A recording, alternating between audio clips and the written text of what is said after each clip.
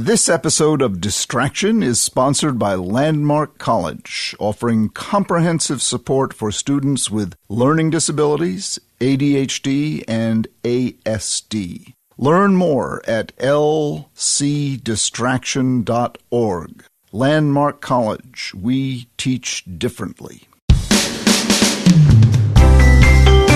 Hello, this is Dr. Ned Hallowell for the podcast Distraction. You know, I have ADHD myself, as do many of you listeners, as do many of the children of you listening. And if a child is growing up with ADHD and knows it or doesn't know it, that child can feel very, very misunderstood because the adult world typically doesn't take into account what it's like to have this condition. The adult world typically expects children to do what they're told, follow through on directions, complete tasks, and when they don't, the assumption is that they're being bad, that they're obstreperous, obstructionistic, oppositional, and all these what I call moral diagnoses that lead to various forms of humiliation, punishment, rejection, disapproval, and the ongoing onslaught that over the course of time diminishes children in their own eyes and causes the real disabilities, which are low self-esteem and a sense of I can't rather than I can, which is, in my opinion, the great learning disability. ADHD and dyslexia, both of which I have myself, I don't see as disabilities necessarily, but traits. They can become disabilities if they're not managed properly. But they can also become assets, as they are for me and as they can be for people if they're managed right. But what does disable a person over time is a feeling that you are fundamentally defective and that you cannot do this, that, or the other thing. Well, my guest today has written a wonderful new book entitled What Your ADHD Child Wishes You Knew: Working Together to Empower Kids for Success in School and Life. Her name is Dr. Sharon Celine. She is a wise and brilliant psychologist with more than 25 years of experience. Combine that with her wisdom and deep and caring heart, and I can tell you this is a great book because I've read it and written an endorsement for it, and I don't do that carelessly. So it is with tremendous respect and gratitude that I welcome Dr. Sharon Celine to Distraction. Thank you, Ned, for that beautiful and very touching introduction, and I am thrilled to be here with you today. Well, thank you so much. Thank you so much. Why don't you just jump in and tell listeners about your book? Okay, great. I wrote this book after several years of research. I interviewed dozens of kids with ADHD, many of whom also had coexisting learning differences, and some of their parents. And I wrote it because what I was noticing in my office, in the workshops that I gave, and the consultations I was doing, is that kids were telling me about their experience of living with ADHD and their, triumphs and trials and tribulations. And those stories were pretty different than what I was hearing from the parents. And that kids were also struggling to convey their experiences to their parents in ways their parents could hear and understand. And I consolidated the information that I heard from kids into themes, and those 5 themes really make up my particular approach, which is called the 5 C's of ADHD parenting. And what are those 5 C's? Those 5 C's are self-control. So one of the things that kids told me is they really don't like it when their parents are dysregulated, when they themselves are dysregulated, because they actually need their parents to stay steady and to in many ways, be a container, something solid for them to lean up against when they're feeling very much out of control or off-center. So the first C is self-control. You, as a parent, control yourself first, and then you work and help your child to do the same. It's kind of like the oxygen mask on an airplane. Mm-hmm. We're told to put them on ourselves first and then on our children. Mm-hmm. Mm-hmm. The second C is compassion. And what kids told me repeatedly is that they want to feel that their parents accept them for who they are, not who they want them to be. Yes. And this kind of acceptance is based in compassion. It's understanding what life is like on a daily basis for your child. And so what I'm trying to do is to help parents perhaps lower their expectations and worries about what's going to happen in 5 or 10 years to their child, and just focus on the present, or as I like to call it, the next present. So what's happening now and what's happening right after now, rather than years from now, which we know nothing about. Mm-hmm. Yes. Yeah.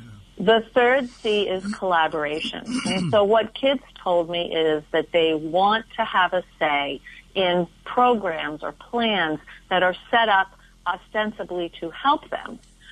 Because when they don't have a say, they don't have buy-in.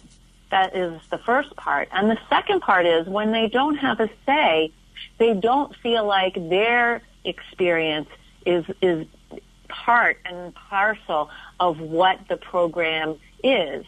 So what works for them isn't actually figured into what other people are telling them to do. And as a kid with ADHD, they hear all the time from people about what they should do differently, whether it's socially, whether it's academically, whether it's, personally. And this affects their self-esteem, of course. It affects their ability to perform. It affects their self-concept. And so when they have a say in the programs that are created, it changes their buy-in. And they start to be more cooperative because they're interested in what you've created because it makes sense to them. Yes. The fourth C is consistency. And this doesn't mean doing the same thing perfectly all the time. That actually didn't really matter to kids. What mattered to kids was when parents say they're going to do something and they don't do it over and over again. Now, as a parent, I know that there were times where I said I was going to do something and I didn't. And hopefully those were the exceptions rather than the rule. I think they were. But for kids with ADHD, who tend to be concrete thinkers, it's really confusing and very frustrating when a parent says, I'm not cleaning your room anymore. It's whatever adjective you want to use, filthy, gross, a pink pen. Personally, I've heard them all in my office. And the child says, okay, I'll clean my own room, and then goes off to middle school and comes home, and the parent cleaned the room. This is very distressing for them because now they don't know to believe what you say you're going to do or not. So that's the first part of consistency.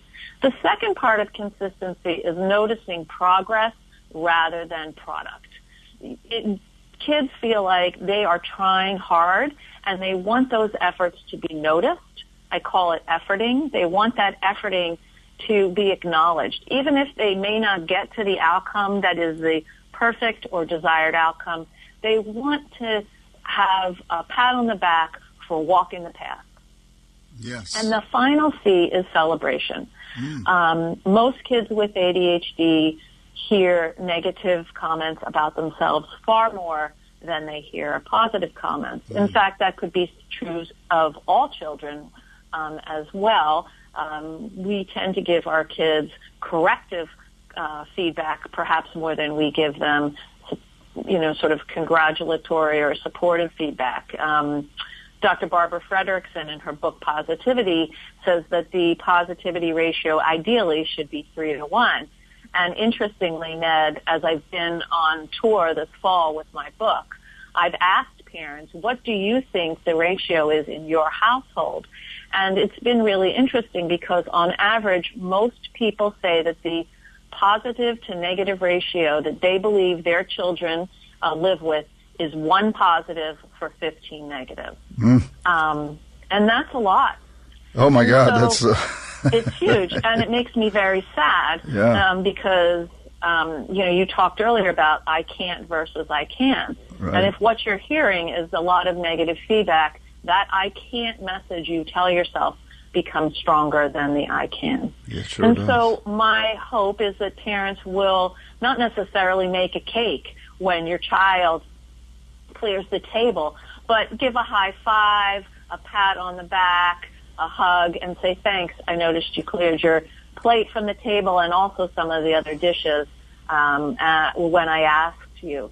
I appreciate it. Maybe I can. So to share and convey appreciation and notice successes. So let's say those 5 C's again. Control. Self-control. Yeah. Compassion. Yeah. Collaboration. Consistency. And celebration. And maybe we add I can as a 6th one. And how should parents enact these? I mean... I think that the first part of enacting any of these 5 C's is self-awareness and being able to notice and take time as a parent and note the times and the incidences that trigger you to losing your temper, to saying things that you wish you hadn't said, or acting in a way that you wish you hadn't acted. That when parents can monitor themselves effectively, they're able to do a lot of those other things more naturally. And the advice on it's easy to say but hard to do, that you've asked a kid 17 times to do something and he hasn't done it. Right. So the first thing is, you monitor yourself. The other thing is that you really take some time, and if you have a partner, do this with your partner, but to look at the situations where things aren't working. Because we spend time, we look at those, and to maybe make a list of 3 or 4 of those things. And then to sit down with your child and do the same thing. What are the situations where we're struggling the most? And I'm going to bet, I'll bet you, $100 that some of those things that you find troublesome are the same things that your child finds troublesome. Mm-hmm. And that's where you start with collaborating a different approach. You predict. We have problems with you sitting down to do your homework. So what kind of plan can we make together that would help you sit down and do your homework? What incentives can we set up that matter to you that would get you to work more effectively? What kind of breaks do you need? What are you going to do during those breaks? You take the time in the beginning to discuss, lay out a plan of some kind. And then you come back each week at a specific time that you agree to meet, and you check in on how things are working, what needs to change, what's going well. My personal belief is that we want to do more of what works and less of what doesn't. Mm. So we want to start to turn our attention to the things that are going well and why they're going well, and then transfer that to the areas where people are struggling. Mm-hmm, mm-hmm. And how about advice on loving the child you have as opposed to the child you wish you had? Yes, the compassion piece. I think that's really challenging for a lot of parents who are frustrated, whose children are pushing every button. It seems like somehow our children know exactly how to get us going at times, and then, of course, we very often may regret what we say or do. The thing that I think parents forget with kids with ADHD is that they're doing the best they can with the resources they have available to them in those given moments. And if they're not doing well, it's because they can't access other types of thinking, other types of behavior, other ways of managing or expressing themselves. They're not doing these things because they want to upset you they want to make themselves look or feel bad. It's because they don't perceive other options. And I think that the part of compassion for parents towards their kids in these moments would start with thinking about times when you yourself feel overwhelmed, when you can't access the resources that you know you have. Because kids with ADHD feel overwhelmed often and easily. Mm-hmm, mm-hmm, mm-hmm. And so do the parents of kids with ADHD feel overwhelmed often and easily. Exactly. Yeah. One of the things that struck me when you were talking earlier is that you see ADHD and learning differences as traits, not disabilities. Yes. And that feeling fundamentally defective is the disability. Right. And I think that's really interesting because most of the kids that I talk to really did not want to have a disability, quote unquote. Right. We work together in our conversations or when I work with my clients in understanding what it's like to have a different kind of brain, a brain that's your brain that works your particular idiosyncratic way. Right. And, you know, some people have anxious brains. Some people have brains that tend toward depression. You have a brain that is, as you like to say, Ned, a race car brain with bicycle brakes. Right. But what was interesting is one boy in particular, a teenage boy I interviewed, his words really stayed with me. He said, "I don't like the word disability. Right. It means I don't have an ability. It's an inability." And I don't think that's true. Right. I have abilities. No, exactly. Once you strengthen those brakes, you've got a championship brain. You know, you've got a race car. And I think that's why it's so important to see it as a trait. You know, it can be a terrible disorder. A race car with no brakes crashes, and this condition can ruin your life. But if you work to strengthen the brakes, then you become a champion. And there are lots and lots and lots of champions out there, you know, mega successful entrepreneurs and artists and brain surgeons who have it, who've learned to strengthen their brakes and win races. And so, but it's also the prison population and the addicted population. So it can go one extreme way or another. And one of the important things to do is what you're writing about in your book is help these kids to feel good about themselves by treating them properly early on. If you can do that, you're getting the child off to the kind of start that will lead toward the champion outcome as opposed to the opposite.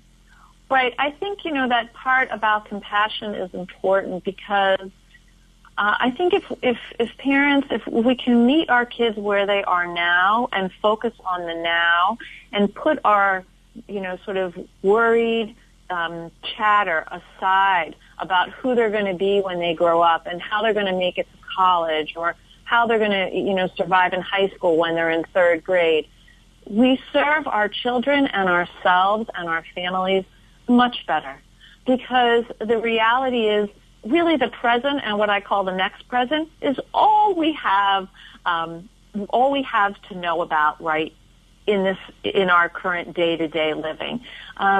Because kids with ADHD, as you know, need to learn executive functioning skills. Mm-hmm. And they need their parents and their teachers and their coaches to help them and their whoever their caregiver is, to help them learn these skills. And I think sometimes for parents or caregivers who are frustrated, they forget that they actually are acting as if they are their kids' executive functioning skills for quite a while, mm-hmm. and helping their kids develop those skills longer than they might want to or might have conceived of when they were holding this child as an infant. Right. And so having a little bit more patience and a longer view can help reduce some of the stress and pressure and conflict you feel today. Absolutely. Absolutely. Well, Dr. Celine, this is wonderful. You've written a wonderful book that parents of these children can really learn a lot from and really make a big difference in their children's lives now. I can't thank you enough for doing it, for writing it, for coming on the podcast and sharing your knowledge and very practical tips with us. Is there anything you'd like to add before we wrap it up? I really want to say that your work was fundamental in creating my own approach, because I think that you offer people a beacon of light and a perspective that when ADHD is treated, when people with learning differences receive the help they need, that they can be whoever they want to be. Well, I can't thank you enough for saying that, and this has been a wonderful conversation, and thank you so much for joining me on Distraction. You can find more information on Dr. Celine's website, including her book, What Your ADHD Child Wishes You Knew, at drsharonceline.com. That's Dr. no period, Sharon Celine, SALINE.com. It's a wonderful book, What Your ADHD Child Wishes You Knew, by Dr. Sharon Celine. Thank you so much for joining us, and all of you listening, please join us again on Distraction. Thank you so much for having me, Ned. It's been a great pleasure and honor to chat with you. Thank you, Sharon. All right, we have a favor to ask. We're trying to learn more about you, our listeners. So we just released a brief survey on our website at distractionpodcast.com. There are only 9 questions, so it should only take a couple of minutes to fill out, if that. We're going to take your answers and incorporate your feedback into the podcast. So this survey will help us do that. Again, just head over to distractionpodcast.com, click on the word survey in the upper right corner of the home page, answer the 9 questions, and you tell me. I'll bet it won't take you even a minute. And it really will help us, because then we can tailor what we do to what you guys and ladies want. If you have a question for me or a show idea for us, email it to connect@distractionpodcast.com. Or better yet, call us and leave a voicemail. Call 844-55-CONNECT. We really look forward to hearing from you. So 844-55-CONNECT, or email at connect@distractionpodcast.com. Distraction is produced by Collisions, the podcast division of CRN International. Collisions, podcasts for curious people. Our editor is the very intelligent Chris Latham. Our producer is the inimitable, brilliant, imaginative Sarah Gurton.